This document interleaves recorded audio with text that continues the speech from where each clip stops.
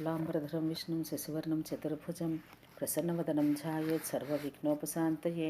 गुरुर्ब्रह्मा गुरुर्विष्णुः गुरुर्देवो महेश्वरः गुरुसाक्षात् परब्रह्म तस्मै श्रीगुरवे नमः। श्रीगुरुभ्यो नमः। हरिः ओं। श्रीमात्रे नमः। ओं श्री शिवाय गुरवे नमः। व्यासाय विष्णुरूपाय व्यासरूपाय विष्णवे नमो वै ब्रह्मनिधये वासिष्ठाय नमो नमः। సంసార బంధముల నుండి విముక్తిని పొందుటకు బ్రహ్మ గుప్తమని ఈ వ్రతమును నేను చెబుతున్నాను. ఈ వ్రతమాచరించే విప్రునికి పునర్జన్మ ఉండదు. అగ్నిహోత్రమును ప్రారంభించి ఇంద్రియాలను నిగ్రహించుకోలేక విడిచినవాడు వెంటనే యముని భట్టుల చేత రౌరవ నరకమునకు తీసుకుని వెళ్ళబడను.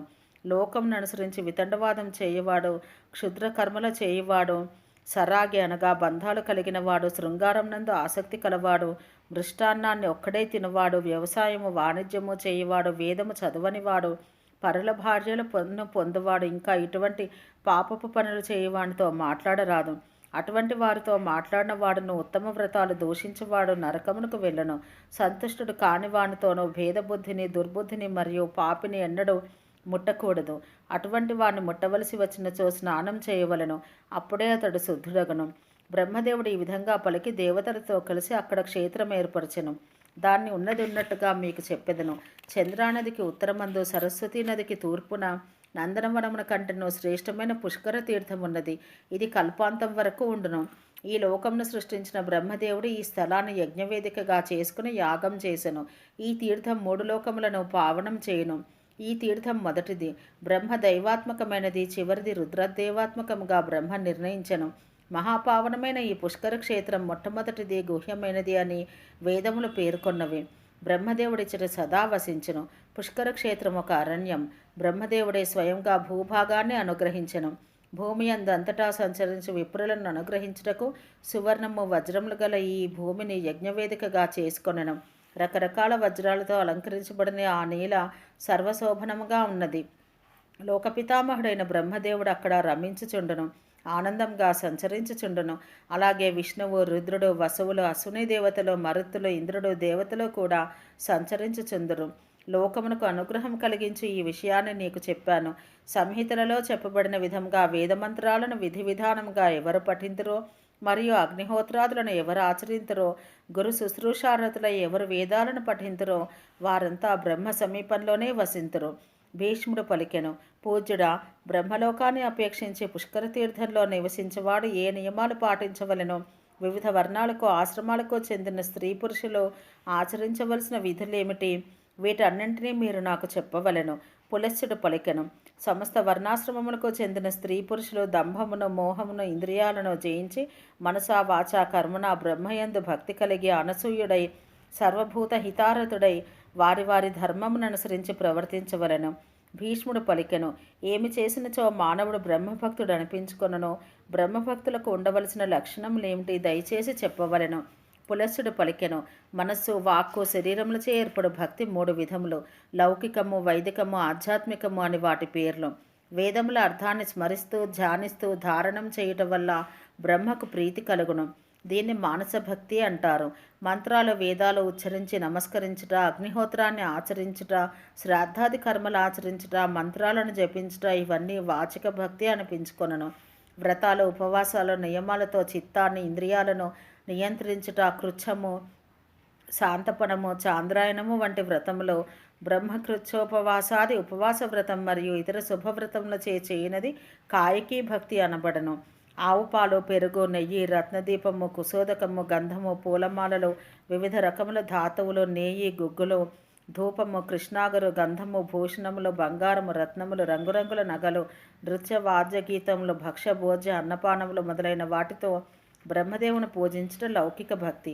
వేదమంత్రాలతో హవిర్యాదులతో చేయు భక్తి వైదిక భక్తి.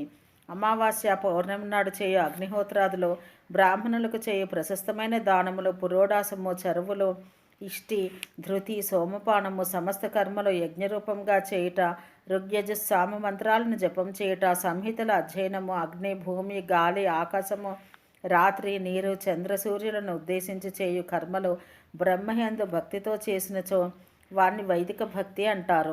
బ్రహ్మను ఉద్దేశించి చేయు ఆధ్యాత్మిక భక్తి 2 విధములు. ఒకటి సాంఖ్యము, మరొకటి యోగము. వాటి విభాగములను చెప్పెదను వినుము. అచేతనమైన ప్రధానము మొదలైన తత్వములు 24.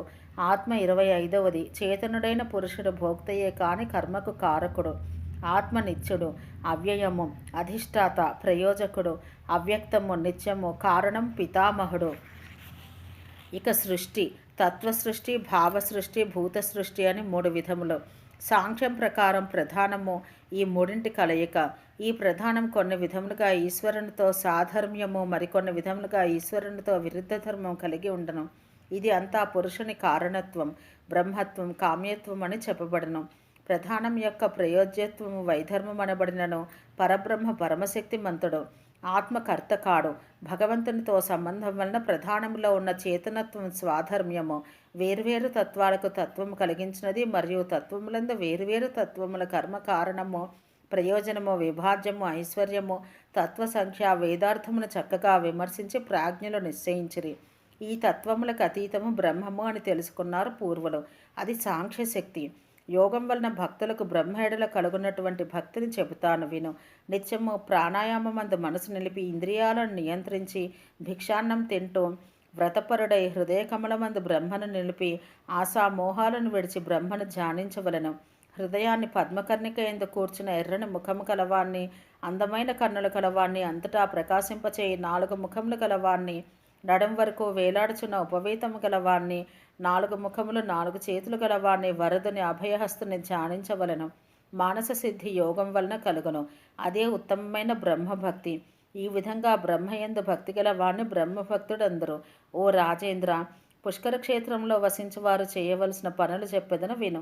ఇది పూర్వం విష్ణువు మొదలైన వారి సమక్షంలో, బ్రాహ్మణుల సమక్షంలో బ్రహ్మదేవుడే స్వయంగా చెప్పెను.